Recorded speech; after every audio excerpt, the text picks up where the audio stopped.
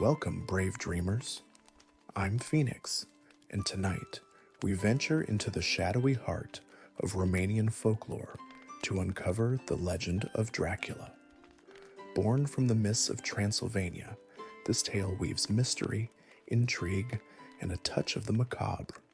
But fear not, this journey is not one of fright, but of fascination, as we explore the roots of one of the world's most enduring myths. So dim the lights, settle in, and let the haunting beauty of this story guide you into a night of restful dreams. The legend awaits. Once upon a time, something happened. If it hadn't happened, it wouldn't be told. There was once a great and mighty emperor whose kingdom was so large that no one knew where it began and where it ended. Some believed it was boundless. Others said that they dimly remembered having heard from very old people that the emperor had formerly engaged in war with his neighbors, some of whom had proved greater and more powerful, others smaller and weaker than he. One piece of news about this emperor went all through the wide world, that he always laughed with his right eye and wept with the left. People vainly asked the reason that the emperor's eyes could not agree, and even differed so entirely. When great heroes went to the emperor to question him, he smiled evasively and made no reply. So the enmity between the monarch's eyes remained a profound mystery, whose cause nobody knew except the emperor himself. Then the emperor's sons grew up. Ah, what princes they were! 3 princes in one country, like 3 morning stars in the sky. Floria, the oldest, was a fathom tall, with shoulders more than 4 span broad. Kostan was very different, short, strongly built, with a muscular arm and a stout fist. The third and youngest prince was named Petru, a tall, slender fellow, more like a girl than a boy. Petru did not talk much. He laughed and sang and laughed from morning till night. Only he was often seen in a graver mood when he pushed back the curling locks from his forehead and looked like one of the old wiseacres who belonged to the emperor's council. Come, Floria, you are grown up. Go to our father and ask him why one of his eyes always weeps and the other always laughs, said Petru one fine morning to his brother Floria. But Floria would not go. He knew by experience that the emperor was always vexed if anyone asked him that question. Petru fared just the same when he went to his brother Kostan. Very well, if nobody else dares, I'll venture it, he said at last. No sooner said than done. Petru instantly went and asked, "May your mother blind you." "What's that to you?" replied the emperor wrathfully, giving him one cuff on the right ear and another on the left. Petru went sadly away and told his brothers how his father had served him. Yet after the young prince had asked what was the matter with the eyes, it seemed as though the left one wept less and the right one laughed more. Petru plucked up his courage and went to the emperor again. A box on the ear is a box on the ear, and 2 of them are 2. It was no sooner thought than done. He fared just the same the second time, but the left now only wept occasionally, and the right one seemed 10 years younger. If that's the way things stand, thought Petru, I know what I have to do. I'll keep going to him, keep repeating the question, and keep receiving the cuffs on the ear until both eyes laugh. No sooner said than done. Petru never made the same remark twice. My son Petru, began the emperor, this time in a pleasant tone and laughing with both eyes. I see that you can't drive this anxiety out of your head so I'll tell you what is the matter with my eyes. Know that this eye laughs when I see that I have 3 such sons as you, but the other weeps because I fear that you will not be able to reign in peace and protect the country against bad neighbors. But if you bring me water from the fountain of the fairy Aurora, that I may bathe my eyes with it, both will laugh, because I shall then know that I have brave sons on whom I can rely." Such were the emperor's words. Petru took his hat from the bench by the stove and went to tell his brothers what he had heard. The princes consulted together and soon settled the matter, as is proper among own brothers. Floria, being the oldest, went to the stables, chose the best and handsomest horse, saddled it, and bade farewell to home. "I will go," he said to his brothers, "and if at the end of a year, a month, a week, and a day, I have not returned with the water, you can follow me, Costin." With these words, he departed. For 3 days and 3 nights, Floria did not stop.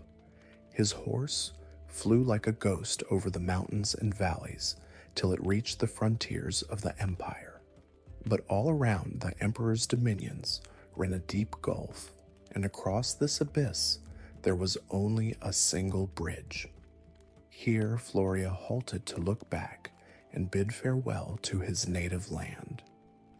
May the Lord preserve even a pagan from what Floria now beheld when he wanted to go on, a dragon, but a dragon with 3 heads and the most horrible faces, with one jaw in the sky and another on the earth.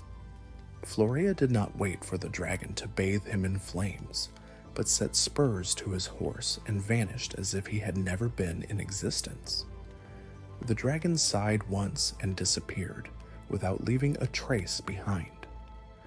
A week passed, Floria did not return, a fortnight slipped by, but nothing was heard of him. A month elapsed. Costin began to search among the horses to choose one.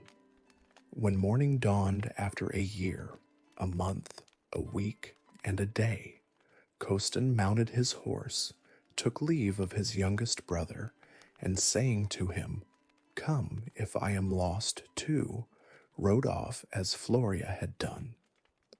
The dragon at the bridge was now still more terrible, his heads were more frightful, and the hero fled still faster. Nothing more was heard of the 2 brothers. Petru remained alone. "I am going to follow my brothers," he said one day to his father. "Then may God go with you," replied the emperor. "He alone knows whether you will have better luck than your brothers." So the monarch's youngest son also bade him farewell and set off for the frontiers of the empire. On the bridge stood a dragon still larger and more horrible, with jaws even more yawning and frightful. The creature now had 7 heads instead of 3. Petru stopped when he beheld this monster. "Get out of the way," he shouted. The dragon did not stir. Petru called a second and a third time, then rushed forward with uplifted sword. Instantly the sky darkened so that he saw nothing but fire. Fire on the right, fire on the left, fire before him, fire behind him. The dragon was spitting fire from every one of its 7 heads. The horse began to neigh and rear, so that our hero could not strike with his sword. "Hold, this won't do," said Petru, dismounting and seizing the horse's bridle with his left hand, while he held his sword in the right. That plan would not do either. The hero saw nothing but fire and smoke. "I'll go home to get a better horse," said Petru, and he mounted his steed and went away to come back again. When he reached the place, his nurse, old Birscha, was waiting for him at the courtyard gate. "Ah, my son Petru, I knew you would be obliged to come back again, because you didn't set out right." "How ought I to have gone?" asked Petru, half angrily, half sadly. "You see, my dear Petru," the old nurse began, "you can't reach the fountain of the fairy Aurora unless you ride the horse which your father, the emperor, rode in his youth. Go, ask where and whose that horse is, then mount it and depart." Petru thanked her for her directions, and then went off to inquire about the horse. "May the light grow black to you," said the emperor. "Who told you to ask me that? It must surely have been that witch of a Birsha. Are you crazy? 50 years have passed since I was young.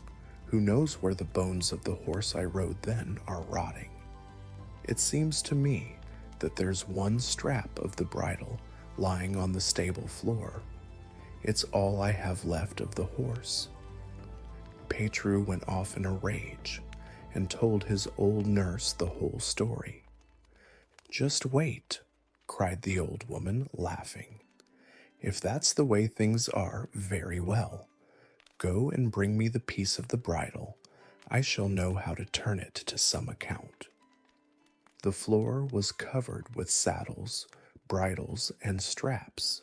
Petru chose the most tattered, rusted, and blackest, and carried it to the old woman, that she might do with it what she had promised. The old nurse took the bridle, smoked it with incense, muttered a short spell over it, and then said to Petru, "Now take the bridle and strike the pillars of the house with it." Petru did as he was told. The old woman's charm worked well. Scarcely had Petru struck the pillars when something happened, I don't know how, that utterly amazed him. A horse stood before him, a horse whose superior the world never saw. Its saddle was made of gold and jewels. Its bridle glittered so that one dared not look at it for fear of being blinded. A beautiful horse, beautiful saddle, and beautiful bridle for the handsome prince. "Jump on the bay's back, my young hero," cried the old woman, making the sign of the cross over horse and rider. Then she repeated a short charm and went into the palace. After Petru had leapt on the horse, he felt thrice as much strength in his arm and thrice as much courage in his heart. "Hold fast, master, for we have a long journey and must go swiftly," said the bay.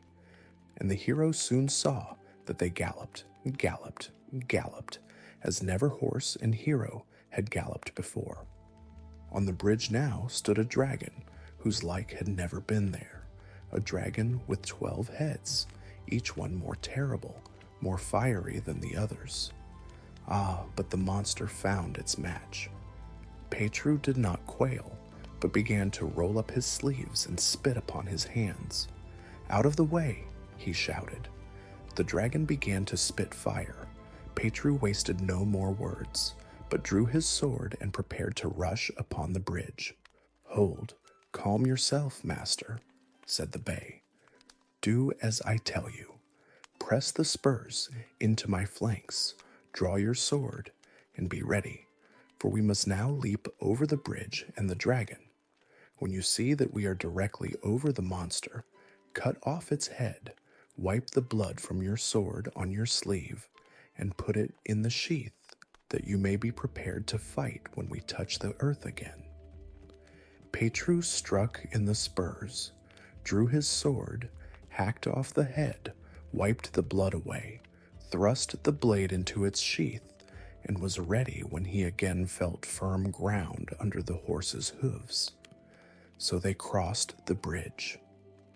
"Now we must go on," Petru began, after he had cast one more glance back to his native land. "Forward," replied the bay, "but you must now tell me, master, how we are to hasten. Like the wind, like thought, like longing, or like a curse?" Petru looked before him and saw nothing but sky and earth, a wilderness which made his hair bristle with horror. We will change our pace and ride like each in turn, not too fast that we may not grow weary, and not too slow lest we should be late. They rode on, one day like the wind, one like thought, one like longing, and one like a curse, until in the gray dawn of the morning of the fourth day they reached the end of the wilderness. Now stop and go on at a walk, that I may see what I have never beheld, cried Petru, rubbing his eyes like a person waking from sleep, or one who beholds something that seems like an illusion. Before the eyes of the young prince stretched a copper forest, trees, saplings, shrubs, bushes, ferns, and flowers of the most beautiful varieties, all made of copper. Petru stood staring, as a man gazes who beholds something he has never seen or heard of. He rode into the wood. The blossoms along the wayside began to praise themselves and tempt Petru to gather them and make a garland. Take me, I am beautiful, and give strength to him who breaks me, said one. Oh no, take me, for whoever wears me in his hat will be loved by the greatest beauty in the world, said another. Then a third and a fourth, each lovelier than its companions, stirred, and in sweet tones tried to persuade Petru to gather it. The bay sprang aside whenever it saw its master stoop toward a flower. Why don't you keep quiet? Cried Petru somewhat sternly. Pick no blossoms. You will fare badly if you gather them, replied the bay. Why should I fare badly? A curse rests on these flowers. Whoever gathers them must fight with the Welwa of the wood. With what sort of a Welwa? Now let me alone. But listen, look at the flowers and gather none of them. Keep quiet. Having said this, the horse went on at a walk. Petru knew by experience that he would do well to heed the bay's advice, so he turned his thoughts away from the flowers. But it was all in vain. If one is unlucky, he can't get rid of his ill fortune, even if he tries with all his might.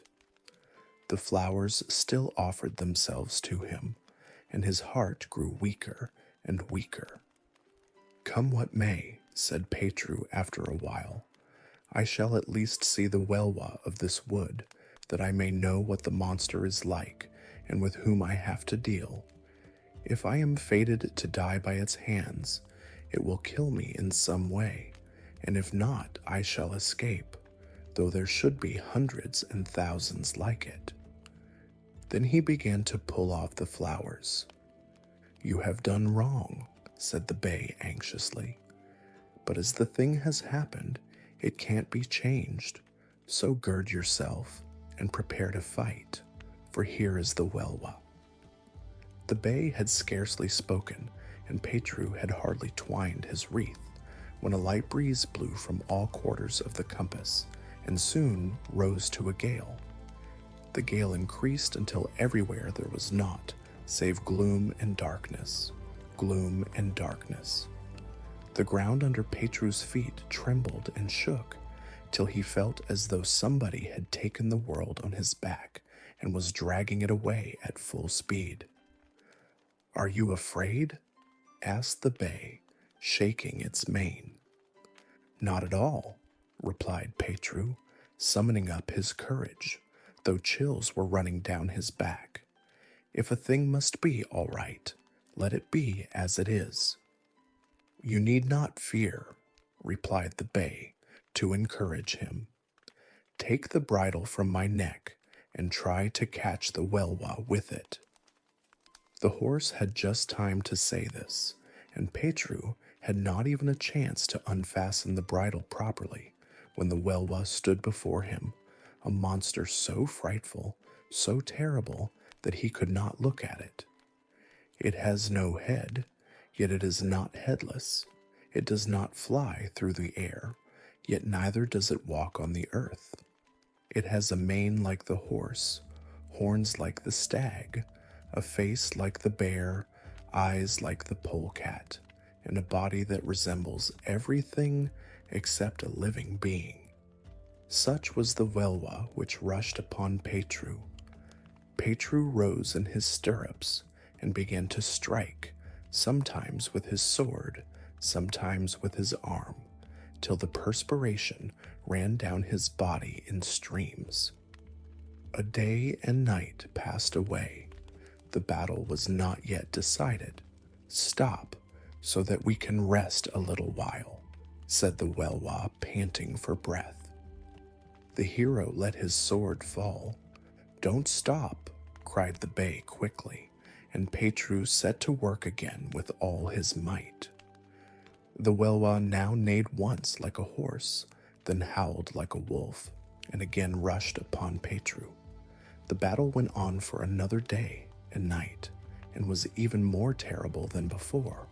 Petru grew so weary that he could scarcely move. "Stop now. I see I am dealing with a person who understands fighting. Stop," said the Welwa for the second time. "Stop, and let us settle our quarrel." "Don't stop," cried the bay. Petru fought on, though he could scarcely breathe. But the Welwa no longer rushed so fiercely upon him, and began to act with more care and caution, as people do when they feel they have not much strength. So the fight lasted till the dawn of the third day. When the rosy light of morning began to glimmer, Petru, how I don't know, it's enough that he did it, threw the bridle over the head of the wearied Welwa, which instantly became a horse, the handsomest horse in the world. "Sweet be your life, for you have delivered me from enchantment," said the transformed Welwa, and began to caress the bay charger. Petru learned from their conversation that the Welwa was a brother of the bay horse, and had been bewitched many years before by Holy Wednesday. Petru tied the Welwa to his horse, sprang into the saddle, and continued his journey. How did he ride? That I need not say. He rode swiftly till he got out of the copper forest. "Stand still, and let me look at what I have never seen before," said Petru again, when they came out of the copper forest. A still more marvelous one now stretched before him, a forest of glittering bushes bearing the handsomest and most tempting flowers. He was entering the silver wood. The blossoms began to talk still more sweetly and enticingly than they had done in the copper forest. "Gather no more flowers," said the Welwa that was tied to the bay, "for my brother is 7 times stronger than I." But did my fearless hero restrain himself? Scarcely 2 minutes had passed ere he began to gather flowers and twine them into a wreath. The tempest howled louder, the darkness was greater, and the earth quaked still more than in the copper forest. The Welwa of the silver wood rushed upon Petru with 7-fold greater fierceness than the other Welwa had done. But he was not idle either. The battle again lasted for 3 days and 3 nights, and at dawn on the 4th morning, our hero bridled the second Welwa. "Sweet be your fortune, for you have delivered me from enchantment," said the Welwa, and they pursued their journey along the road by which they had come. "Stop, stand still, go on at a walk, and let me gaze at what I have never seen before," cried Petru for the 3rd time. Then he covered his eyes with his hand, lest he should be blinded by the rays streaming from the gold forest. He had already beheld marvelous things, but never even dreamed of a sight like this. "We will stand here, or we shall fare badly," cried the horses in one breath. "Why should we fare badly?" asked Petru. "You'll pluck the flowers again. I know your heart will give you no rest until you do, and our youngest brother is 7 times stronger and more terrible than we 3 together. So let us go round the forest," said the bay. "Certainly not," replied Petru. "Let us go through it. Let us see all, since we have seen something, and experience all, now that we have experienced part. Have no fear, I have none." I need not tell you that Petru did again what he had already done twice. Oh dear, how could he help it? Scarcely was the wreath twined when something began which had never been experienced before. It was not a more furious tempest or greater darkness, neither did the earth quake more violently. No, I don't know how or what it was, but it seemed to Petru as though somebody had got into the middle of the earth to overturn it. What happened was something awful, and may heaven preserve anyone from it. "You see," said the bay angrily, "why couldn't you keep quiet?" Petru saw that he saw nothing more, began to feel that he felt nothing more, and understood that he could understand nothing more, so he made no reply, but girded his sword tighter and prepared to fight. "Now the Welwa can come," he cried. "I will die or throw the bridle over its head." He had scarcely uttered the words when something whose like he had never beheld before approached him. A dense fog surrounded Petru, a fog so dense that he could not even see himself in it. "What's this?" cried the champion, somewhat startled when he began to feel that he was aching all over. But he was still more alarmed when he perceived that he could not hear his own voice through the mist. So he began to strike about him with his sword to the right and left, before and behind, in every direction, and with all the strength he had, as a man does when he sees that matters are growing serious. So he fought on during a day and a night, without seeing anything except thick darkness, or hearing anything except his own perspiration trickling down his horse's flanks. For some time he had even felt as if he were no longer alive, but had died long before. Suddenly the fog began to scatter. At dawn on the second day it disappeared entirely, and when the sun rose in the sky, Petru's eyes again saw the light. He felt as if he had been born anew. The Welwa? It seemed to have vanished from the earth. "Get your breath now, for the battle will begin again presently," said the bay. "What was that?" asked Petru. "The Welwa," replied the horse. "The Welwa changed into fog. Get your breath, it is coming again." The bay had hardly spoken, and Petru had hardly had time to breathe, when he saw approaching from one side something, but what it was he did not know. Water, yet it was not like water, for it did not seem to flow on the earth, but in some queer fashion to fly, or move in some way. Enough, it left no trace behind, and did not fly high. It was something that appeared to be nothing. "Oh dear," cried Petru. "Take courage and defend yourself. Don't stand still," said the bay, but could not utter another word, for the water filled its mouth. The fight began again. Petru struck about him without stopping for a day and a night, not knowing at what he was aiming, and fought without knowing with whom. When the next day dawned, he felt that his feet were paralyzed. "Now I am lost," he cried somewhat angrily, yet he began to show himself doubly brave, and dealt still stronger blows. The sun rose, and the water vanished, one could not tell how or when. "Get your breath," said the bay. "Get your breath. for you haven't much time to lose. The Welwa will come back directly." Petru made no answer. The poor fellow was so tired that he did not know what to do. So he settled himself more firmly in the saddle, seized his sword with a tighter grip, and thus prepared awaited the approach of the foe he saw advancing.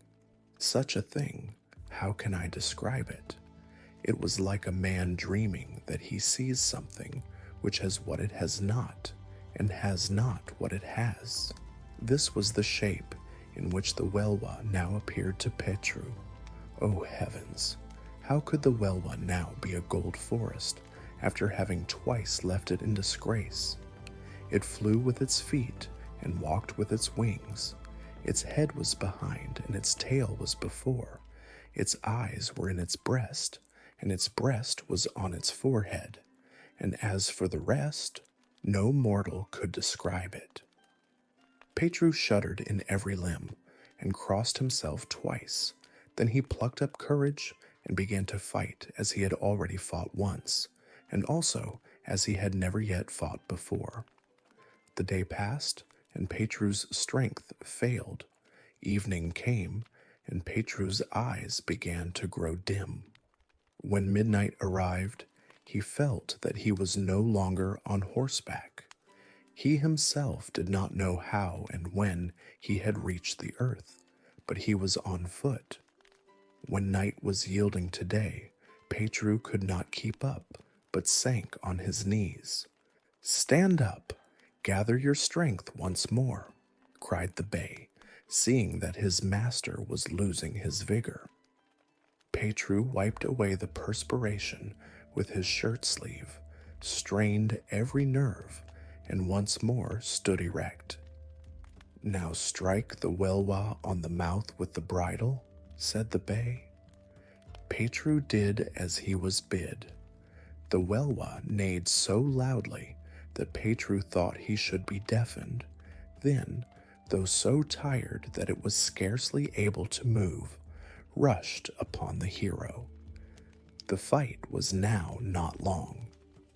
Petru managed to throw the bridle over this Welwa's head too. When broad day came, the hero was riding on the fourth horse. "May you have a beautiful wife, for you have delivered me from enchantment," said the Welwa. They rode on, and when night was shrouding the day, they reached the borders of the gold forest. While pursuing their way, Petru began to get tired, and in order to have something to do, examined the beautiful wreaths. "What shall I do with the wreaths?" he said to himself. "One is enough for me. I'll keep the handsomest." So he threw down the copper one, then the silver one, and reserved only the gold garland. "Stop," said the bay horse. "Don't throw the wreaths away. Dismount and pick them up. They may yet be useful to you." Petru did as he was told and rode on. Toward evening, when the sun was only a hand's breadth above the horizon and the little flies were beginning to swarm, our rider reached the edge of the forest. Before him stretched a wide moor, on which, as far as the eye could wander, nothing was visible. The horses stopped. "What is it?" asked Petru. "We may fare badly here," replied the bay. "Why should we fare badly?" "We are now entering the domain of Holy Wednesday. So long as we ride through it, we shall experience nothing but cold, cold, cold. Fires are kept burning all along the roadside, and I'm afraid you will go and warm yourself." "Why shouldn't I warm myself?" "You'll fare badly if you do," said the bay anxiously. "Forward," said Petru fearlessly. "I will be cold too, if necessary." The further Petru entered Holy Wednesday's kingdom, the more he felt that it was no pleasant region. At every step the air grew colder and frostier. There was so much cold and ice that it froze even the marrow in one's bones. But Petru was no coward. He proved as brave in enduring hardship as he had been in battle. Along the roadside, one fire after another was burning, and beside these fires were gathered groups of people who called to him in the sweetest, most enticing words. Petru's very breath froze, yet he did not yield, but ordered the bay to go on at a walk. How long our hero battled with the cold and frost cannot be told, for everybody knows that Holy Wednesday's kingdom is longer than one stone's throw, or even two. The cold there is not moderate, but bitter, so bitter that even the rocks are split by the frost. That's the way it is in that country. But Petru had not grown up without some hardships, so he only ground his teeth, though he was so benumbed that he couldn't even wink. They reached Holy Wednesday. Petru dismounted, flung the bridle over the bay's head, and entered the house. "Good morning, mother." "Thank you, my frozen hero." Petru laughed, but made no answer. "You have proved yourself a brave fellow," said Holy Wednesday, patting him on the shoulder. "Now I'll give you the reward." She went to an iron chest, opened it, and took out a little box. "See," she said, "this casket has been destined from the earliest times for the person who penetrated the realm of the cold. Take it and guard it carefully, for it may be of great service to you.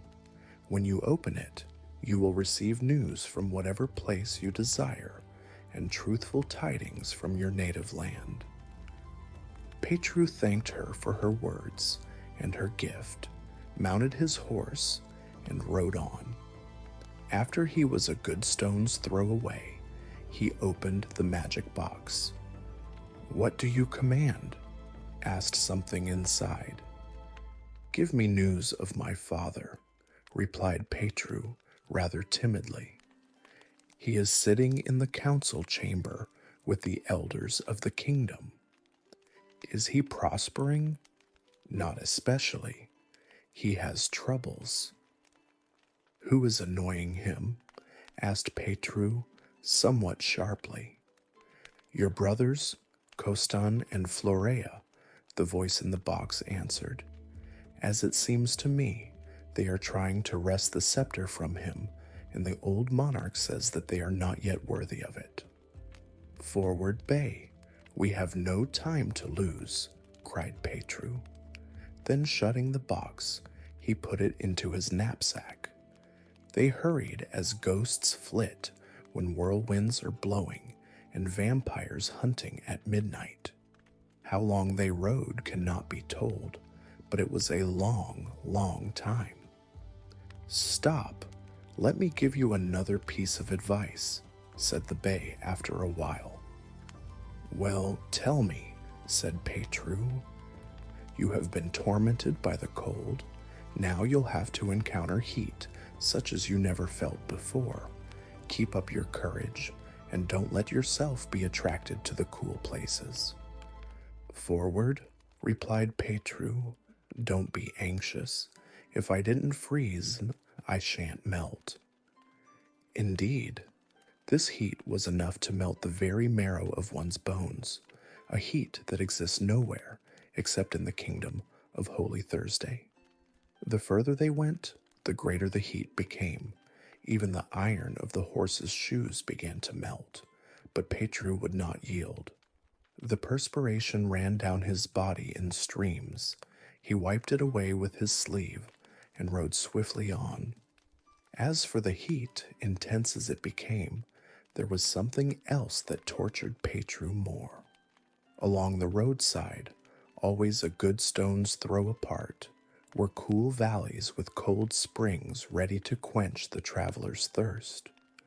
When Petru looked at them, he felt as if his heart was shriveled and his tongue dried up with thirst.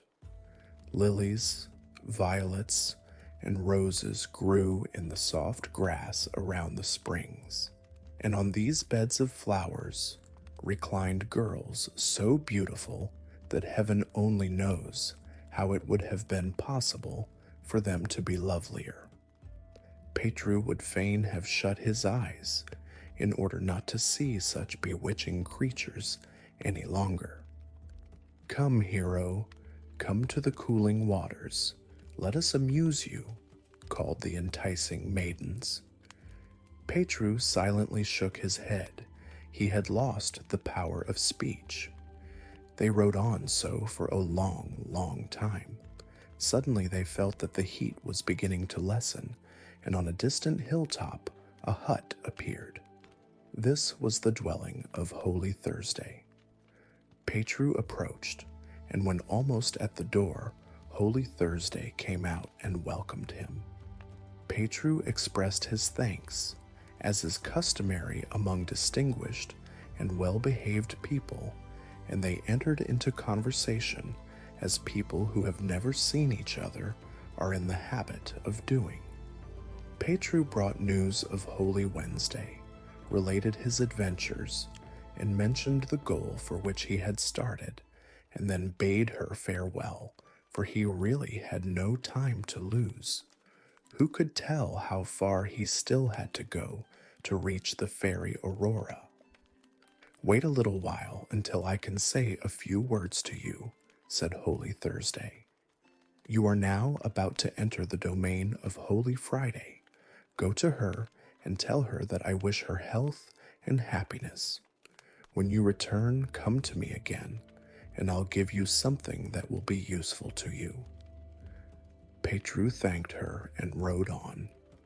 He had scarcely ridden long enough to smoke a pipeful of tobacco when he entered a new country. Here it was neither hot nor cold, but like the climate in spring when the lambs are being weaned.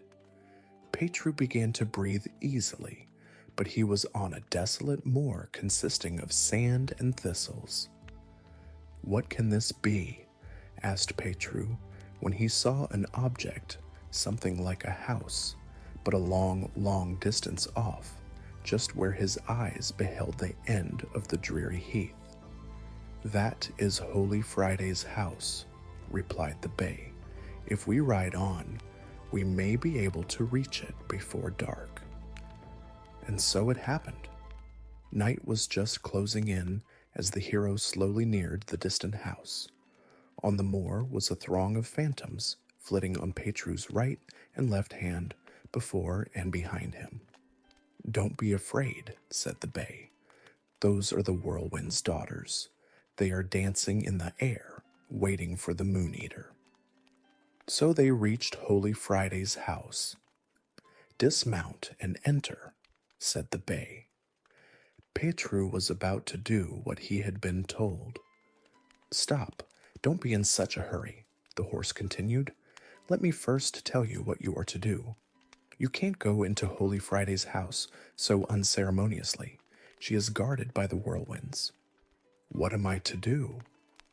"Take the copper wreath and go with it to the hill you see yonder. When you reach the top, begin to call, 'Good heavens, what beautiful girls, what angels, what fairy-like creatures.' Then hold the garland aloft and say, 'If I only knew whether any body would take this wreath from me. If I only knew, if I only knew,' and hurl the garland away." "Why should I do that?" asked Petru, as a man is in the habit of questioning when he wants to know the cause of his acts. "Silence. Go and do it," replied the bay curtly, and Petru, without further words, did as he was bid.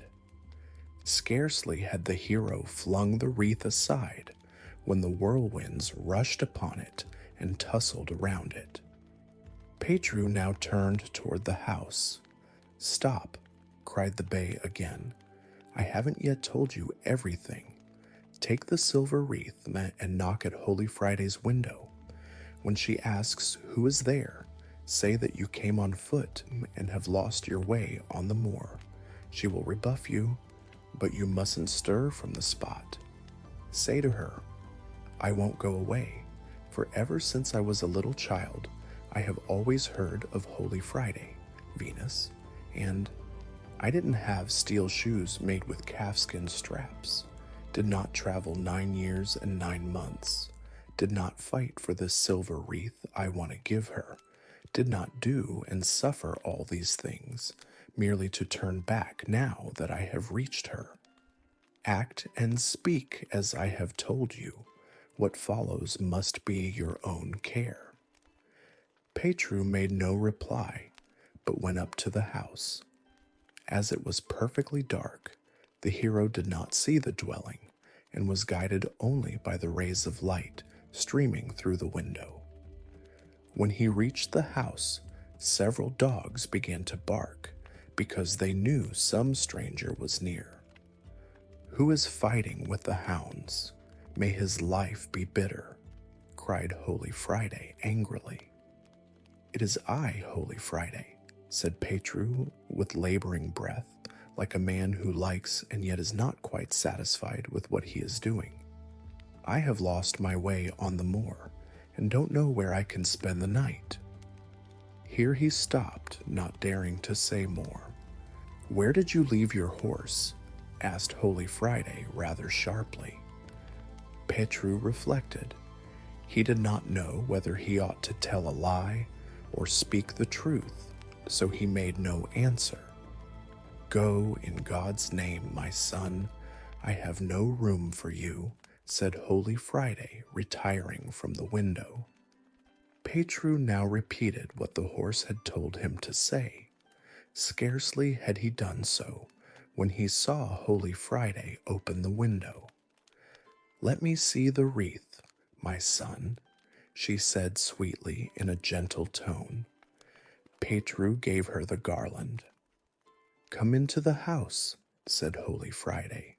"Don't be afraid of the dogs. They know what I want." It was even so. The dogs began to wag their tails and followed Petru as they follow a master returning home from the fields at night. Petru said, "Good evening," as he entered, laid his hat on the oven, and when Holy Friday invited him to sit down, took his place on a bench by the stove. They now talked about everyday matters, the world, the wickedness of mankind, and similar things, without any special reason or purpose. It appeared from her talk that Holy Friday was very much incensed against men, but Petru agreed with her in everything, as is proper for a person who is sitting at another's table. Heavens, how old the aged dame looked! I don't know why young Petru devoured her so with his eyes, that he might have given her the evil eye. Was he counting the wrinkles in her face? He would have needed to be born 7 times in succession, and each time live 7 times as long as an ordinary human life, to have leisure to number them all. But Holy Friday's heart laughed with joy when she saw Petru completely absorbed in gazing at her. When the present state of things had no existence, Holy Friday began, "Before the world was made, I was born, and was so beautiful a child that my parents created the earth in order to have somebody to admire my loveliness. By the time the world was made, I had grown up, and amid all the marveling at my beauty, the evil eye fell upon me. Since then, every century a wrinkle has formed on my face, and now I am old." Holy Friday's grief and anger would allow her to say no more. In the course of the conversation, Holy Friday told Petru that her father had once been a great and powerful emperor, and once, when a quarrel broke out between him and the fairy Aurora, who ruled the adjoining country, he had been shamefully mocked at by his neighbor. Then she began to say all sorts of things about the fairy Aurora. What was Petru to do? He listened in silence, now and then saying, "Yes, yes, it is really too bad." What else could he do? but I will set you a task if you are a brave champion and will perform it," said Holy Friday, when both began to be sleepy. "At the fairy Aurora's is a spring. Whoever drinks from it will bloom like the rose and the violet. Bring me a jug of the water, and I shall know how to show you my gratitude. It's a difficult task. Heaven knows. The fairy Aurora's kingdom is guarded by all sorts of wild beasts and terrible dragons. But I want to tell you something else, and give you something too." After Holy Friday had said this, she went to a chest bound with iron on every corner and took out a tiny little flute. "Look," she said to Petru, "an old man gave me this when I was young. Whoever hears its notes falls asleep and sleeps till they are heard no longer. Take the instrument and play upon it so long as you remain in the fairy Aurora's kingdom. No one will harm you, for every creature will be asleep." Petru now told his hostess what he meant to do, and Holy Friday was still more delighted. They did not talk much more. Why should they? It was already long past midnight. Petru said, "Good night," thrust the flute into its case, and went up to the garret to get some sleep. When morning dawned, the hero was already awake, and the morning star had hardly risen in the sky ere he was up. He took a large manger, filled it with red-hot coals, and went out to feed his horses. After the bay had eaten 9, and each of the other horses 3 full cribs of fire, Petru led them to the spring, watered them, and prepared to continue his journey. "Stop!" Holy Friday called from the window. "I have a word more to say. I want to give you a piece of advice." Petru went to the window. "Leave 1 horse here and go on with only 3. Ride slowly until you have reached the fairy Aurora's kingdom. Then dismount and enter her country on foot. Then, when you return, come so that you will leave all 3 steeds lying in the road and arrive here on foot." "I will obey every word," said Petru, trying to go on. "Don't be in a hurry, I haven't finished yet," Holy Friday continued. "Don't look at the fairy Aurora, for her eyes bewitch. Her glances rob a man of his reason. She is ugly, too ugly to be described. She has owl's eyes, a fox's face, and cat's claws. Do you hear? Don't look at her, and may the Lord bring you back to me safe and sound, my son Petru." Petru thanked her for her counsel and lingered no longer. Where should he find time to gossip with old women? He left the bay horse in the meadow and continued his journey. Far, far away, where the sky meets the earth and the stars talk to the flowers, appeared a bright rosy glow, almost like that of the sky in early spring, only still more beautiful and wonderful. This was the fairy Aurora's palace. The whole space between was filled with flowery meadows. Then, too, it was neither warm nor cold, neither light nor dark, but midway between, just as it is on St. Peter's Day, when one rises early in the morning to drive the cattle to pasture. Petru rode through this beautiful region with a happy heart. How long he rode cannot be told in human language, for in that country night does not follow day and day night.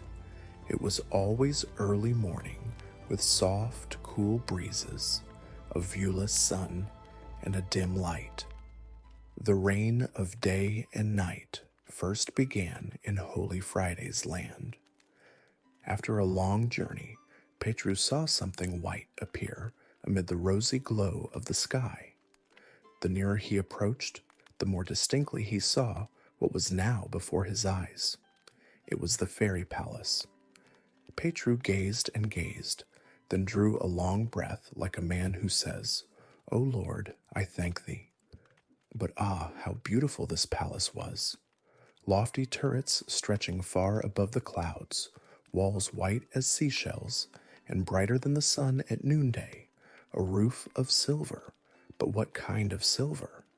It did not even glitter in the sun, and the windows were all spun from air and set in frames of dull gold. Over all these things the merry sunbeams played, as the wind plays with the shadows of the branches in the spring, when it is so indolent that it scarcely stirs. Petru could not stay long, for he was in a hurry, so he dismounted, let the horses graze on the dewy grass, took his flute, as Holy Friday had directed, and saying, "God be with me," commenced his tremendous task. He had scarcely walked 3 stones' throws when he saw a giant, lulled to sleep by the sweet notes of the flute. This was one of the guardians of the fairy Aurora's palace. As he lay there on his back, Petru began to measure him by paces. I won't exaggerate, but he was so big that when Petru had walked from his feet to his head he heaved a sigh. He did not exactly know whether from fatigue or fear. It would have been no wonder if he was astounded. The rising moon is not so large as the giant's eye, and this eye was not even like other people's, but in the middle of the giant's forehead. Such was the eye. What could the rest have been?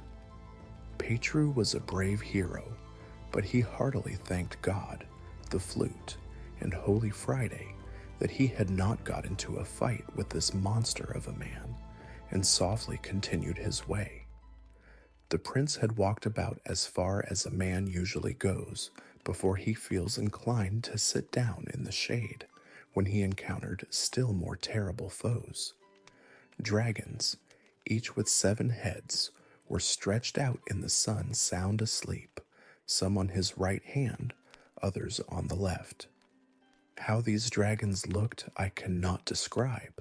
Nowadays everybody knows that dragons are not things to be trifled with or laughed at. Petru hurried swiftly past them, but I really don't know whether it was from haste or fear, and it would have been no wonder if he was afraid. A dragon is a dragon. The prince now reached a river, but let nobody suppose it was an ordinary stream.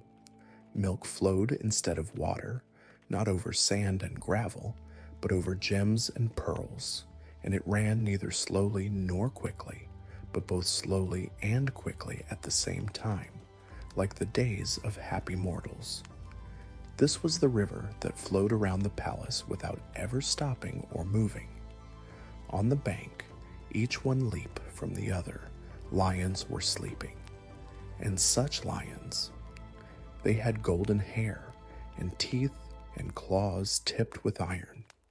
These were the guardians of the other bank of the river, where there was a beautiful garden, as beautiful as gardens can only be in the fairy Aurora's realm. On the shore grew the fairest flowers, and upon these blossoms fairies, each more beautiful and bewitching than the others, slept sweetly side by side. Petru did not even dare to glance that way. The prince now asked himself how he was to get across the stream. It was broad and deep, and had only one bridge, and this bridge, too, was unlike any other in the world. On each bank was a bridge head, each guarded by 4 sleeping lions. But as to the bridge, no human soul could cross it. One saw it with the eyes, but felt nothing but empty air if he tried to set foot on it. Who knows of what material it was made? Perhaps a little cloud. Enough, Petru remained on the river bank. Cross? That he could not do. Swim over it? That was not to be thought of. What should he do? Well, we needn't worry about Petru. He isn't easily frightened. He turned and went back to the giant. We'll run the risk, he thought. We'll talk to each other. Wake up, my brave fellow, he shouted, pulling the monster by the sleeve of his coat. When the giant awoke, he stretched out his hand toward Petru, just as we do when we try to catch a fly. Petru blew upon the flute, and the giant fell back to the ground. So Petru waked him and put him to sleep again, 3 times in succession. That is, he waked him 3 times and made him go to sleep 3 times.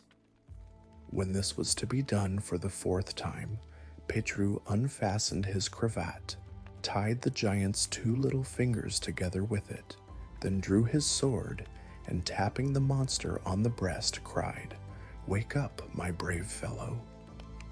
When the giant saw what a sorry jest had been played upon him, he said to Petru, "Hark ye, this is no fair fight. Fight honestly if you are a hero." "Wait a while, I want to talk with you first," said Petru. "Swear that you will carry me over the river, then I'll release you for a fair fight." The giant took the oath, and Petru let him rise. When he was fairly awake, he rushed upon the prince to crush him at a single blow. But he had met his match. Petru was more than a day old, and he too dashed boldly on the foe. They fought for 3 days and 3 nights. The giant seized Petru and hurled him on the ground, so that he drove him into the earth up to his knees. But Petru buried the giant to his waist.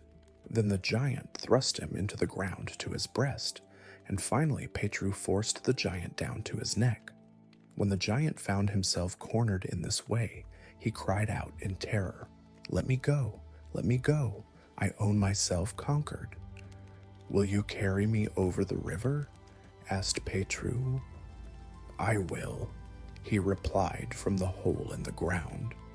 "What shall I do to you if you break your promise?" "Kill me. Do whatever you choose with me. Only let me live now." "Be it so," said Petru. Then taking the giant's left hand, he tied it to his right foot, stuffed a handkerchief into his mouth so that he could not cry out, bandaged his eyes to prevent him from seeing, and led him to the river. When they reached the stream, the giant put one foot on the opposite bank, took Petru on the palm of his hand, and set him carefully on the further shore. "That's right," said Petru. Then he blew on his flute, and the giant sank down on the river bank. When the fairies, who were bathing in the milky waves of the river, heard the sound of Petru's flute, they felt sleepy, came out, and fell asleep on the blossoms along the shore, where Petru found them when he got down from the palm of the giant's hand. He did not venture to linger long with them. They were beautiful, heaven knows. What must the fairy Aurora herself be? Or was she the ugliest among the fair ones? The prince did not stop to ask himself many questions, but set off to see. When he entered the garden, he began to wonder again. Much as he had seen and experienced, he had never beheld anything so beautiful. The trees all had golden branches. The waters of the fountains were clearer than dew. The wind blew with a musical sound, and the flowers whispered sweet, loving words. Petru wondered still more when he found that there was not a single unfolded blossom in the garden, nothing but buds. It seemed as if the world had stood still here, and it was always spring. Yet when did the flowers bloom, if they had not yet had time to open? And if they did not bloom, why was it? This question, and many another one, Petru asked himself on his way to the palace. No one barred his progress. No one interfered with his thoughts. Everybody was asleep. The nymphs beside the fountains, the birds on the boughs, the deer in the thickets, and the butterflies on the flowers, all were sunk in dreams by the music of the flute. Nay, even the wind no longer played with the leaves. The sunbeams no longer drank the dewdrops from the grass, and the river had ceased to flow. Petru alone was awake with his thoughts and his wonder at these thoughts. He reached the courtyard of the palace. Around it stretched a thick, beautiful grass plot, a grass plot that swayed like the wind. Before him was the gate, a gate made entirely of flowers and other beautiful things. Below and beside the gate were more flowers, each one more beautiful than the other, so that Petru fancied he was treading upon clouds as he passed over them. On the right and left slept fairies, who should have guarded the entrance of the courtyard. Petru looked around him in every direction, said once more, "God be with me," and entered the palace. What Petru saw I cannot describe. Surely everybody knows that the palace of the fairy Aurora can be no ordinary place. Around it were petrified fairies, trees with golden leaves, and flowers made of pearls and gems, columns wrought of sunbeams, steps as soft and lustrous as the couches of princesses, and a sweet, soothing atmosphere. Such was the courtyard of the fairy Aurora's palace, and it could have been no different. Why should it? Petru went up the steps and entered the palace. The first 12 rooms were hung with linen, the next 12 with silk. Then came 12 decked with silver, and 12 with gold. Petru passed swiftly through the whole 48, and in the 49th apartment, which was the most magnificent of all, he found the fairy Aurora. The chamber was large, broad, and high, like one of the finest churches.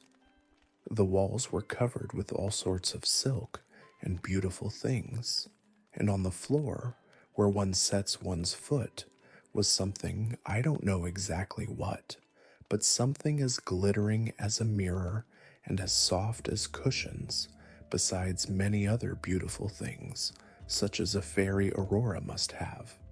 Where should there be lovely things, if not in her palace? As has been said, Petru fairly held his breath when he saw himself in the midst of so much beauty. In the center of this church, or whatever it was, Petru saw the famous fountain on whose account he had taken so long a journey, a fountain like any other, with nothing extraordinary about it. One couldn't help wondering that the fairy Aurora allowed it to be in her room. It had staves such as were used in ancient times, but they had evidently been allowed to remain for some special purpose. And now I will tell a wonderful thing. Beside the fountain lay the fairy Aurora herself, the real fairy Aurora. The couch was made of gold, and heaven knows what else, but it was a beautiful one, and on it slept the fairy Aurora, resting on silken cushions filled with spring breezes. Of course she was not beautiful. Why should she be? Had not Holy Friday said that she was a combination of hideous things? Why should we delay in our words? Perhaps Holy Friday was right. It might be so. Enough. When Petru looked at her as she slept there on her couch, he held his breath and no longer played on the magic flute. He was petrified by this wonder of wonders. No, she was beautiful, far, far more beautiful than one would expect the fairy Aurora must be. I'll say no more. On the right and left of the couch slept 12 of the prettiest fairies in the kingdom, who had evidently been overtaken by slumber while waiting on their queen. Petru was so absorbed in gazing at the fairy Aurora that he did not notice them till, no longer hearing the flute, they stirred in their sleep. Petru, too, trembled and began to play again. The whole palace was once more sunk in slumber, and the prince advanced 3 paces. Between the couch and the fountain was a table on which were a tender white loaf, kneaded with rose milk and a goblet of red wine, sweet as a morning dream. This was the bread of strength and the wine of youth. Petru looked once at the bread, once at the wine, and once at the fairy Aurora, then with 3 steps more reached the couch, the table, and the fountain. When he stood beside the couch, he fairly lost his senses. He really could not control himself, and stooping bit the fairy Aurora. She opened her eyes and looked at the prince with a glance which made him lose his senses still more. He played upon his flute that she might fall asleep again, placed the golden wreath on her brow, took a piece of bread from the table, drank a sip of the wine of youth, then bit the fairy again, ate another mouthful of bread, and drank more wine. This he did 3 times in succession. Thrice he bit the fairy Aurora, thrice he ate of the bread, and thrice he tasted the wine. Then he filled the jug with water from the fountain and vanished like a piece of good news. When the hero entered the garden, he found an entirely new world. The flowers were flowers, the buds had opened, the fountains played faster, the sunbeams danced more cheerily on the palace walls, and the fairies' faces looked more joyous. All this was due to the 3 bites. Petru went away by the same road that he came, amid the fairies and flowers, on the palm of the giant's hand, past lions, dragons, and other monsters. Then, seated in his saddle, he cast one glance back and saw that the whole world behind him was in motion. Hi! But they had somebody before them worth chasing. Not like the wind, not like thought, not like longing, not like a curse, but even faster than happiness vanishes, Petru hurried on his way. The pursuers were left behind, and the prince reached Holy Friday on foot. Holy Friday knew that he was coming by the neighing of the bay horse, which had felt its master's approach 3 days off, so she came to meet him, bringing some white bread and red wine. "Welcome back, Prince." "Good morning. Thank you kindly, Holy Friday." Petru then handed her the jug of water from the fairy Aurora's fountain, and his hostess thanked him most warmly. They exchanged a few words about the prince's journey, the fairy Aurora's palace, and the beauty of the sister of the sun. Then Petru saddled the bay, for he really had no time to lose. Holy Friday listened sometimes joyously, sometimes bitterly, sometimes merrily, sometimes angrily, but when she saw that Petru was surely going to carry home his portion of the water from the fairy fountain, she wished him health and happiness. Petru did not stop till he reached Holy Thursday. Here he dismounted and entered as had been agreed, but did not stay long, merely greeted her, talked a little while, and then said farewell. "Stop, let me tell you something else before you go on," said Holy Thursday anxiously. "Take care of your life. Enter into conversation with no one. Don't ride too fast. Don't let go of the water. Believe no promises, and fly from lips that speak sweet words. Go as you came. The way is long, the world is wicked, and you have something very valuable in your hand, so listen to me. Give you this handkerchief. It is made neither of gold, silver, silk, nor pearls, but striped linen. Take good care of it. It is enchanted. Whoever carries it, no thunderbolt can strike, no lance stab, no sword slay, and no bullet pierce." Such were Holy Thursday's words. Petru took the handkerchief and listened to her counsel, then dashed off on the bay, hurrying as fairy princes do hurry when seized by homesickness. Petru did not dismount at Holy Wednesdays, but said, "How do you do?" from his horse's back and rode on.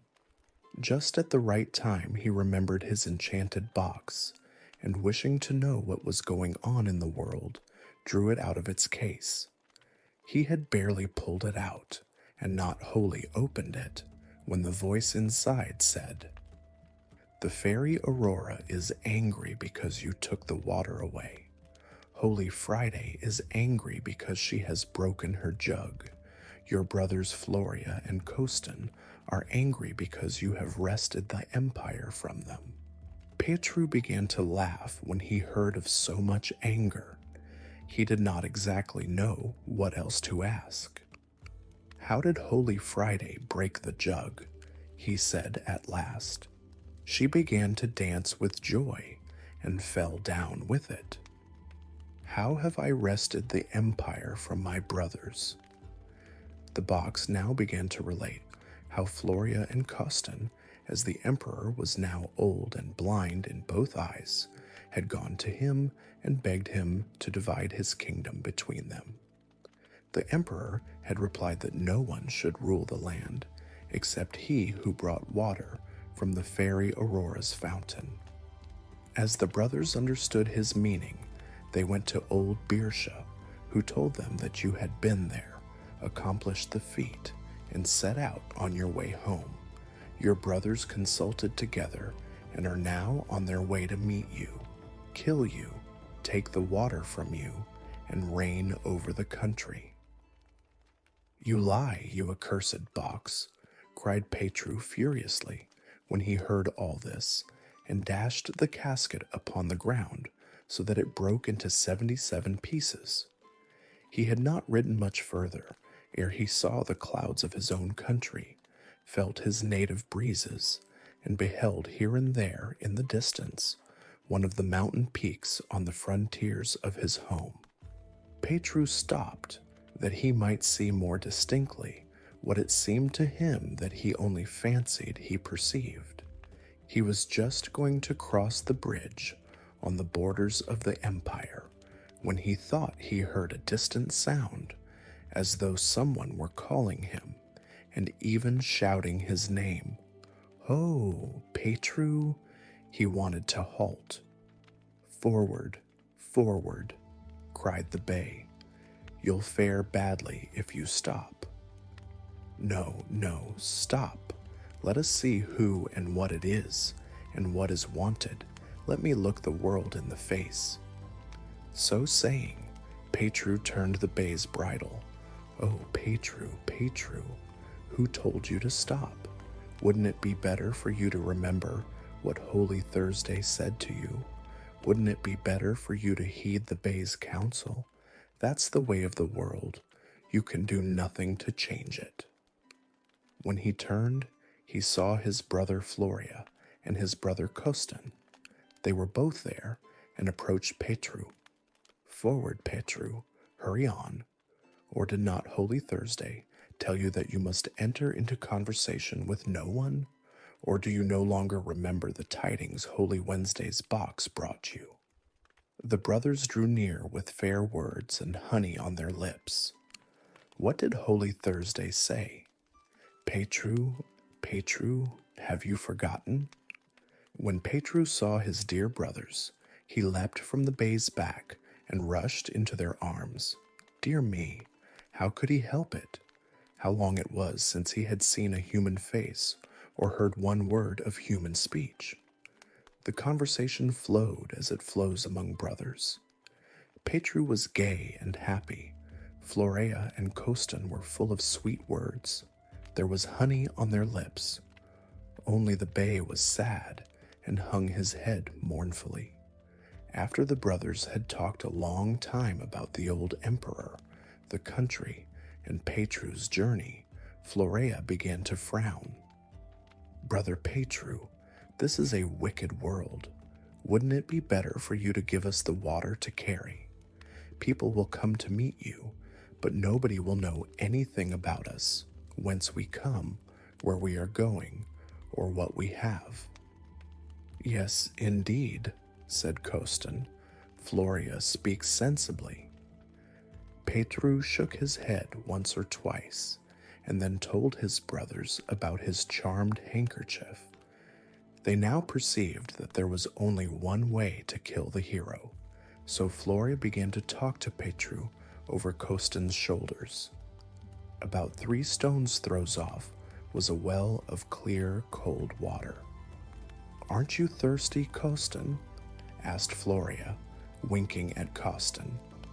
"Yes," replied Kostan, understanding what Floria meant. "Come, Petru, let us quench our thirst, and then may God help us on our way. We'll follow you to protect you from annoyance and danger."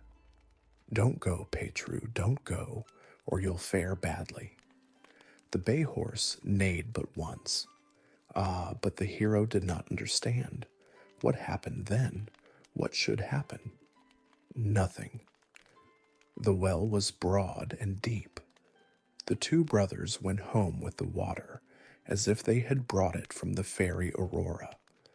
The bay neighed again, so fiercely and mournfully that even the woods shook with fear, then rushed to the well and stood there paralyzed by grief. This was the story of Petru, the brave, the heroic prince. It seems as if he were destined to arrive at an evil hour. A banquet was held at the emperor's court, and all sorts of splendid ceremonies were arranged. All through the land went the news that the monarch's sons, Floria and Kostan, had brought the water from the fairy Aurora. The emperor washed his eyes with the water and saw as never mortal man had seen before. In the royal chamber behind the hearth stood a cask, and in the stave of this cask he saw a worm. The emperor could see so well that he looked through the wood. After dividing the empire between his 2 brave sons, he retired to his large private estates to spend his old age in peace. So ended the story of the water from the fairy Aurora's fountain. The country celebrated the event for 3 days and 3 nights. Then the people went to work again as if nothing had happened.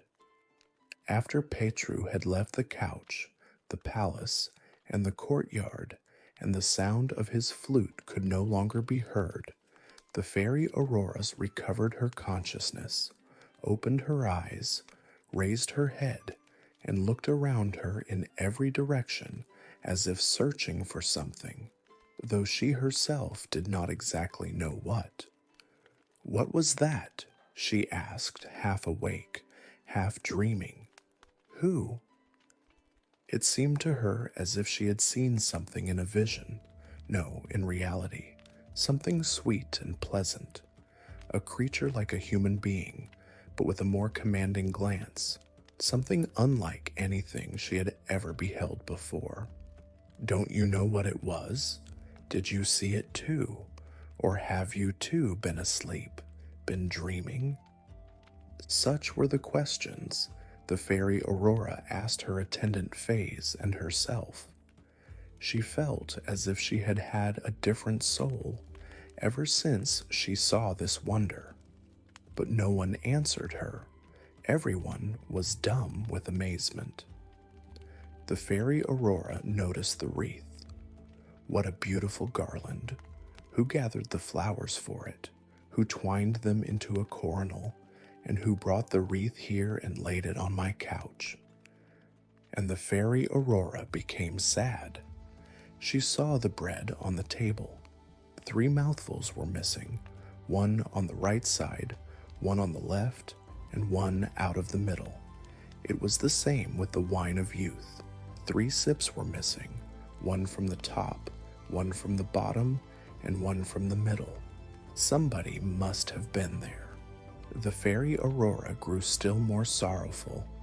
It seemed to her as if she missed something, yet she did not know what or where. The water in the fountain was turbid. Water. Somebody has taken water away from here, and the fairy Aurora was wrathful. How had anyone been able to enter unperceived? Where were all the sharp-eyed guards? The giants, the dragons, the iron-shod lions, the fairies, the flowers, in the sun. What had they all been doing? Nobody had watched. Had nobody been at his post? The fairy Aurora now fell into a perfect rage.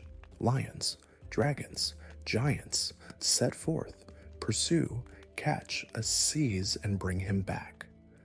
Such were the orders of the fairy Aurora in the fury of her wrath. The command was issued and set her whole realm in commotion, but Petru had fled so swiftly that not even the sunbeams could overtake him. All returned sorrowfully, all brought sad tidings. Petru had crossed the frontiers of the kingdom, had gone where the fairy Aurora's guards possessed no power. The fairy queen now forgot her anger in her grief, and sent forth the sun to make 7 days into one, to search, gaze, and bring tidings. During this sevenfold long day, the fairy Aurora did nothing but watch the course of the sun. She gazed and gazed till the tears began to stream from her eyes. I don't know whether from looking so long or from her great sorrow and yearning. Lo and behold, on the 7th day the sun came home, red, tired, and sad. More bad news. Alas, Petru was where the sunbeams could not penetrate. When the fairy Aurora saw that this last trial had also been vain, she gave strict orders throughout her whole country that the fairies should no longer smile, the flowers no longer send forth fragrance, the breezes no longer blow, the springs no more pour forth clear waters, nor the sunbeams shine. Then she commanded that the black veil of darkness should be let down between the world and her empire, a veil so thick that only a single sunbeam should pierce it, to convey the tidings that the sun would not move through the sky until the person who had taken the water from the fountain should come. And this news went through the darkened world. The people agreed that the great light had been solely for the emperor's eyesight. Nobody in the world saw except the emperor. Nobody perceived the annoyances of the darkness except the emperor, and nobody was more unhappy than the emperor. So he advised and commanded his sons, Floria and Costan, to set out and free the world from darkness. Whoever lies once will lie a second time. Florea mounted his horse and rode by the way Petru had smoothed to the fairy Aurora's kingdom. When he had nearly reached her court, the fairy felt that some stranger was approaching. "Is anybody coming?" she asked rather sharply. "Someone is coming," replied the dragons, who mounted guard at the bridge. "How is he coming? Over or under the bridge?" The bridge was what we know. Floria passed under it. "The hero is passing under the bridge," replied the dragons, somewhat amused. "See to him, or the light will become black to you," said the fairy, receiving Floria at his entrance. Floria was thrilled by the sight of so much beauty. "Welcome, my hero. Did you steal the water?" "Yes, you are right, I took it." "Did you drink the wine?" Florea remained silent. "Did you eat the bread?" "No," said Floria. "Did you bite me?" Floria was silent. "Then may you lose your sight. I'll teach you to tell another falsehood," said the fairy angrily, giving Floria 2 cuffs, one on the right ear and the other on the left, till everything grew as dark before his eyes as mortal sin. 2 dragons led the blind prince out of the palace, and the matter was settled. Costan now set out to follow his brother's example. He set out for the fairy Aurora's palace, reached it, and fared just as Florea had done. He, too, left it a blind man. There was now not a single ray of light in the whole earth, The world was deprived of light on account of one emperor's eyes. After the fairy Aurora had found that she could not recover Petru, she summoned everyone in her whole domain, the fairies, the flowers, in short, all her subjects. Even the sun himself was obliged to come down from the sky, unharness the horses from his chariot, lead them to the stable, and go to the fairy Aurora's palace. When all were thus assembled, the beautiful queen gave them no further commands, but in her grief and suffering bade farewell to all her subjects, thanked them for their love and confidence, and sent them out into the world, that each one might act according to his own ideas, keeping only 2 lions, 2 large and 2 small dragons, and 2 giants, that she might have somebody to guard the bridge. She sent all the fairies into the garden, telling them not to come back to the court till she was happy once more, then gave orders that the flowers should henceforth cease to smell so sweet that every human being would carry them away. The winds wail so piteously that no mortal could help weeping to hear them. The springs send forth bitter waters, and the sun daily cast 7 times 7 cold rays into the world. After saying all these things, she went to the great wheel on which the threads of human life are wound, stopped it so that it could no longer turn, and human existence became changeless. Then the fairy Aurora hid herself from the world in the darkest and dreariest corner of her whole palace.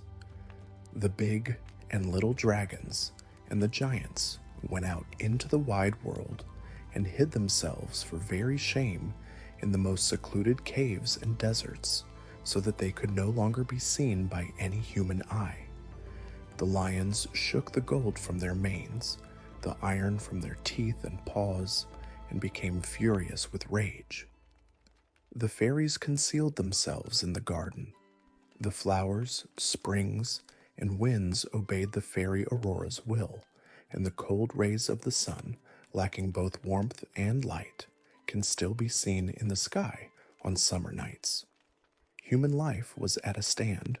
Time ceased to move. 2 lions, 2 big and 2 little dragons, and 2 giants mounted guard at the bridge. How long the fairy Aurora's kingdom remained in this state is not known and cannot be told. Much time passed without moving. Holy Friday, too, at last noticed that the fairy Aurora was angry. The scanty sunbeams and the whirlwinds which shook the whole world had brought her the tidings. She was half angry, half pleased, angry because she could no longer see around her, and pleased because her brave, handsome prince had escaped and her beautiful neighbor was sorrowful. She was provoked, too, because her jug with the wonderful water was broken. But when Holy Friday saw that the darkness did not lessen, the light did not return, and even the very last sunbeam vanished from the earth, she realized that the fairy Aurora was not jesting, and she ordered the whirlwinds to set out together and remove the great veil on the frontiers of the empire, that light might enter the world.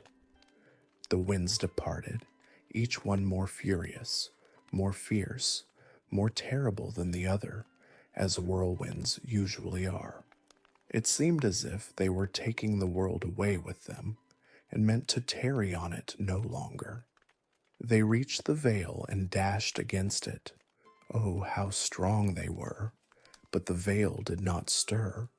The whirlwinds blew against it again and again, 3 times in succession. Then they gave up the attempt. They saw that the veil was firmer than the earth itself. After lingering a few moments, they returned, wearied and covered with disgrace, and once more circled around the earth in their wild rage. You can imagine what happened to everything that came in their way. Nothing good, at any rate. Alas, alas. The whirlwinds returned to Holy Friday and told her about the veil. Holy Friday was now not only half angry, but wholly enraged. So she sent the whirlwinds to the emperor's court to tell Petru he must intercede with the fairy Aurora and promise to do whatever she asked, that light might return to the world. The whirlwinds set out again, this time somewhat more slowly and peacefully, as people depart when engaged on a good errand to a friendly person. They reached the palace. Petru was not there. The whirlwinds began to act somewhat more willfully. Petru had perished on the way. The whirlwinds circled around the palace from the left, then from the right, then from the center, turned it, twisted it, raised it, and hurled it, till there was nothing left of it. Then they returned to Holy Friday's hut with the news of Petru's death. Go into the world, every one of you, move everything that can be moved, and find Petru. Bring him to me, dead or alive, said Holy Friday, after she had heard the sad tidings. For 3 days and 3 nights, the whirlwinds did not stop blowing. Thrice they uprooted trees, drove the rivers from their beds, dispersed the clouds by beating them against the rocks, swept the bottom of the sea, and destroyed the surface of the earth. It was all in vain. They came back to the house, each one more tired, angry, and mortified than the other. Only one still lingered, the spring wind, the soft, lazy, warm spring wind. What had become of him? They all knew that he could not have accomplished much. Who knows? Weary as he was, he had perhaps lain down somewhere in the shade. Nobody troubled his head any more about him. Suddenly, after a short time, when all were racking their brains to discover Petru, the leaves began to stir gently. Holy Friday felt the soft air and went out. "What news do you bring?"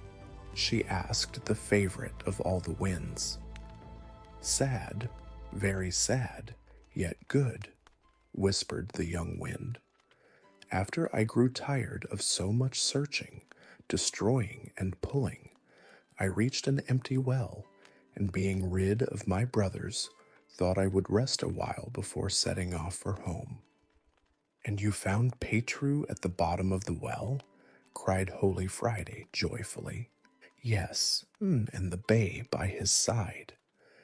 "May your speech be sweet, your breezes soft, and may you ever bring good tidings," said Holy Friday.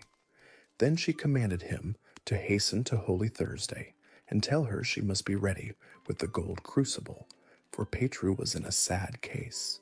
From there the spring wind was to rush to Holy Wednesday and tell her she must come to the well with the water of life.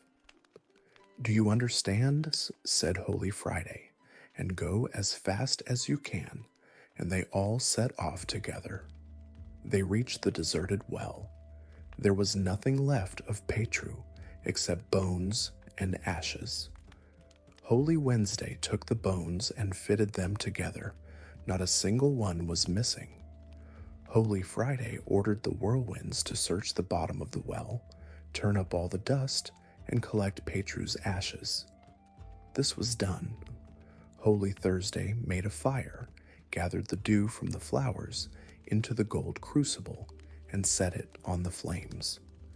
When the water began to boil, Holy Wednesday repeated 3 spells, looked once to the east, once to the west, once to the north, and once to the south, and threw the herb of life into the boiling water. Holy Friday did the same with Petru's ashes. Holy Thursday counted 1, 2, 3, and took the crucible off the fire.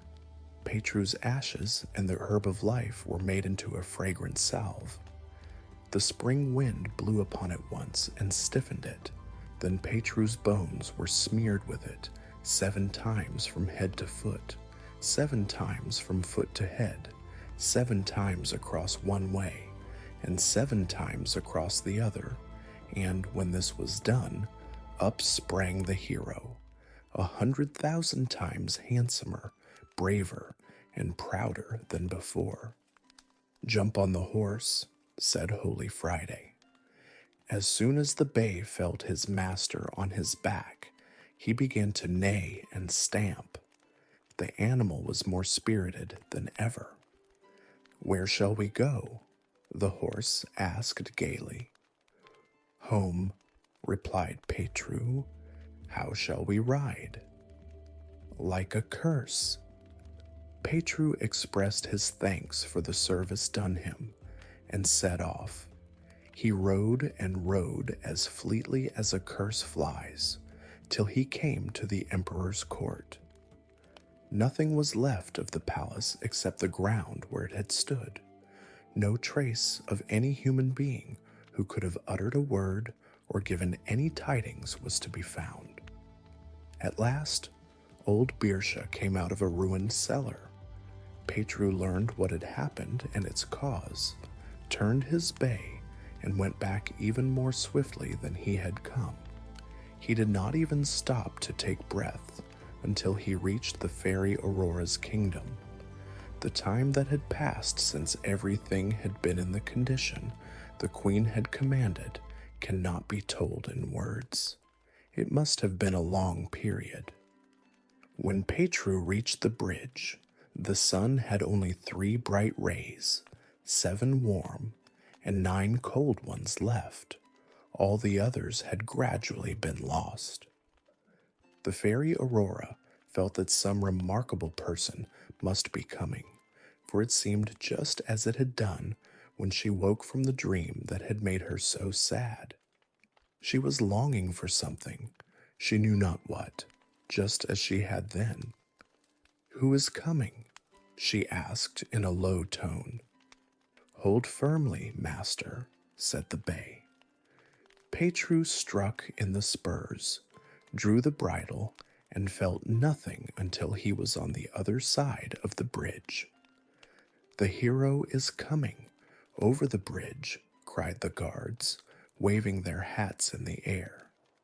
The fairy Aurora did not stir nor speak. Petru suddenly rushed up to her, clasped her in his arms, and kissed her, just as fairy princes always kiss bewitching fairies. The lovely fairy queen felt as she had never felt before. She said nothing more, asked no more questions, but made a sign to have the bay led into the stables of the sun and entered the palace with Petru. The fairies began to smile merrily, the flowers to smell sweetly, the springs to pour forth clear waters, the winds to blow cheerily. The wheel of life whirled faster than a top, the black veil fell, and the radiant sun rose high in the heavens, higher than it had ever done before. And in the world there was a light like the sun's, so that for 9 years, 9 months, and 9 days it was so terribly bright that nothing could be seen. Petru rode home, brought back his old father and mother, had a wedding so magnificent the tidings of it spread through 99 countries, and became emperor of both kingdoms. His brothers, Florea and Costan, had their sight restored so that they might witness Petru's happiness. This, dear children, was the story of handsome Prince Petru and the fairy Aurora, queen of the land of the sun. Petru lived and reigned in peace and health, and who knows whether, by God's help, he may not be reigning still.